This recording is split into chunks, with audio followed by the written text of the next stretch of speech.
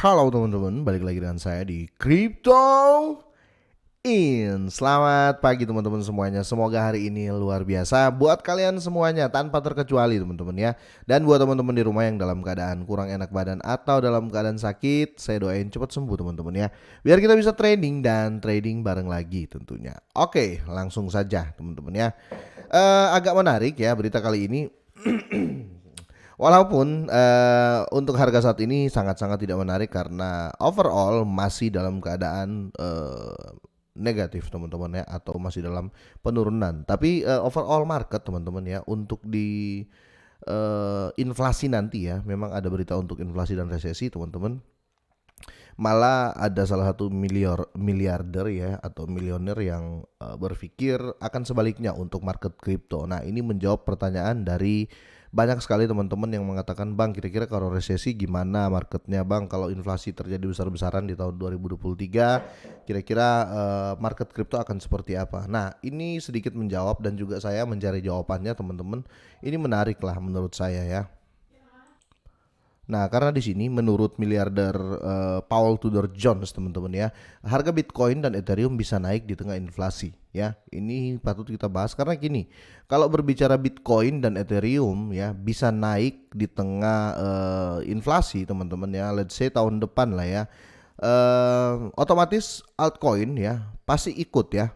Otomatis altcoin pasti ikut, apalagi dengan Ethereum yang naik ya. Tapi kita lihat dulu nih pandangan dia seperti apa ya teman-teman. Karena yang seperti yang dibahas IMF kemarin teman-teman, malah apa ya, faktor ketakutan yang di-share oleh IMF ya.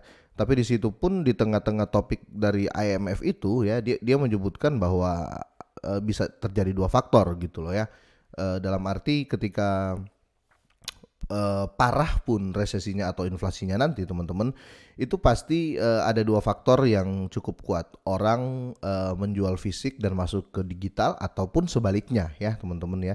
Jadi tetap ada dua faktor. Kira-kira seperti itu. Tapi pandangan dari Tudor Jones ini patut kita bahas teman-teman.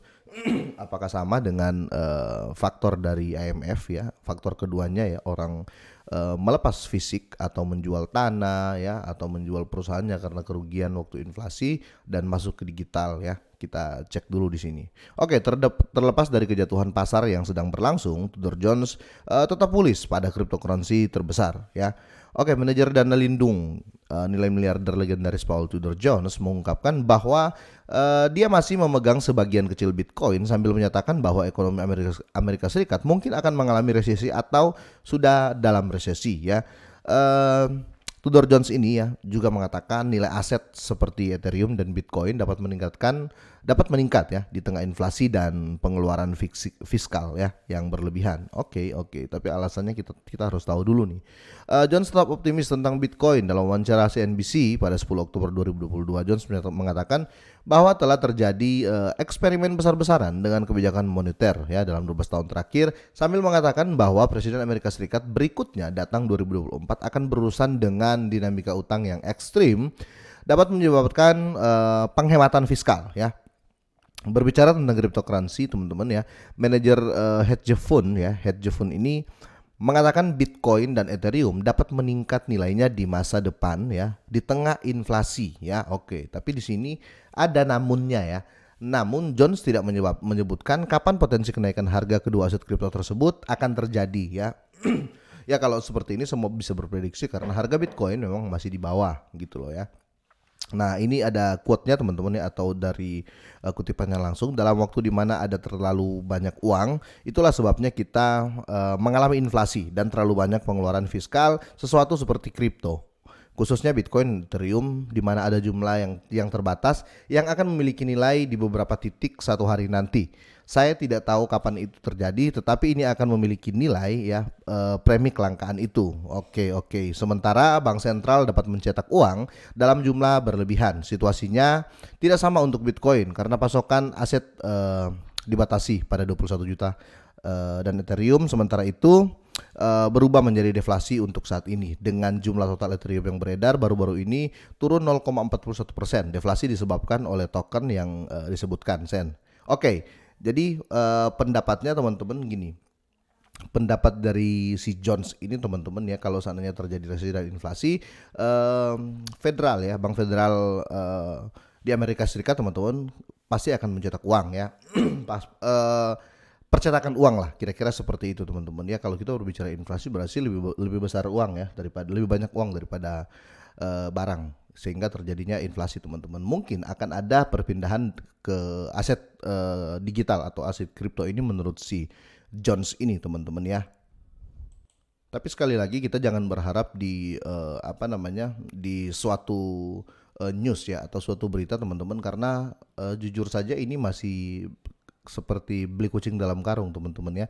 Karena belum terjadi, kita belum masuk ke zona itu ya, kira-kira seperti itu. Dan di sini kripto sebagai alternatif yang menguntungkan ya. Miliarder itu juga menyebutkan bahwa ia masih memiliki alokasi kecil dalam Bitcoin meskipun harganya turun dari ATH November 2021 hampir 70.000 ya, mencapai nilai saat ini di 20.000 ya. Sudah turun kalau kita hitung hampir 300% ya dari ATH-nya. Sorry, 300% lebih teman-teman ya. Dan di sini kemudian pada bulan Juni 2021 manajer dana ini atau si Jones ini ya, dia mengungkapkan niat untuk menempatkan 5% dari portofolionya dalam Bitcoin ya, menyatakan bahwa aset kripto aman, jujur dan 100% dapat diandalkan. Kalau saya ya sepaham ya, sepaham karena gini teman-teman ya, seperti yang dibahas oleh CEO dari Indodax ya. Kalau terjadi apa-apapun itu teman-teman ya, lebih mudah kita membawa aset digital daripada aset fisik ya, kira-kira seperti itu. Jadi saya sependapat. Menariknya, pernyataan Jones ya menggenggam sentimen serupa yang dibagikan oleh miliarder investor Amerika ya, si Stanley Druckenmiller, yang mengatakan bahwa kripto dapat memiliki peran besar dalam kebangkitan karena orang mulai kurang percaya pada bank sentral. Betul ya, karena kita tahu ya let's say gas fee lah ya. Let's say gas fee atau fee ya, atau pajak yang diterapkan oleh bank sentral itu memang cukup lumayan gitu loh. Namun tidak seperti Jones ya, Druckenmiller menjauh dari Bitcoin dan aset kripto lainnya. Jadi si Druckenmiller ini sependapat, tetapi dia tidak pernah membeli kripto, kira-kira seperti itu ya. Tapi yang menarik adalah si Jones ini teman-teman ya, dia tetap berpikiran bullish untuk Bitcoin ya, Bitcoin di tengah resesi atau inflasi nanti yang akan kita sambut ya, kira-kira seperti itu. Tetapi apapun itu ya, ini seperti yang saya bilang di awal, masih seperti beli kucing dalam karung. Kita belum tahu karena kita belum betul-betul ada di tengah-tengah resesi dan inflasi ya. Karena kita lihat sekarang pun masih biasa-biasa aja gitu loh ya untuk berita ekonomi dunia ya. Kita tunggulah ya apa yang terjadi dengan Amerika Serikat nanti ya. Kalau memang resesi, tetap ada dua faktor yang saya pegang. Bisa terjadi orang ketika inflasi atau ketika resesi ya, penjualan penjualan aset fisik. Mungkin contoh kalau inflasi terjadi, resesi terjadi, pasti banyak perusahaan besar yang pasti chaos teman-teman ya. Dan mau nggak mau ya, percaya apa enggak, pasti akan ada perusahaan yang bangkrut. Mungkin bangkrut karena pasti punya utang. Semua perusahaan punya utang, semua perusahaan besar pasti punya utang teman-teman ya. Kalau terjadi seperti itu, otomatis mereka melepaskan aset fisik, biasanya masuk ke digital dan lain-lain. Biasanya seperti itu sih, tapi bukan berarti itu 100% ya. Itu kemungkinan terjadi ya, karena kalau kita lihat kemarin COVID aja gitu ya, banyak orang yang menjual aset fisik demi membayar tagihan bank. Banyak sekali orang di Indonesia seperti itu ya. Jadi semoga saja ini menjadi hal positif ya untuk resesi nanti ya, karena otomatis kalau anjlok orang nggak mungkin diem ya. Oke, kira-kira sampai di sini teman-teman ya. Menurut kalian seperti apa ya? Saya tetap masih tetap berpegang teguh teman-teman ya, kalau resesi nanti mungkin akan jadi titik serok dari semua investor. Oke, ini saja teman-teman, semoga bermanfaat, semoga sehat dan sukses selalu buat kalian semua, dan selamat pagi.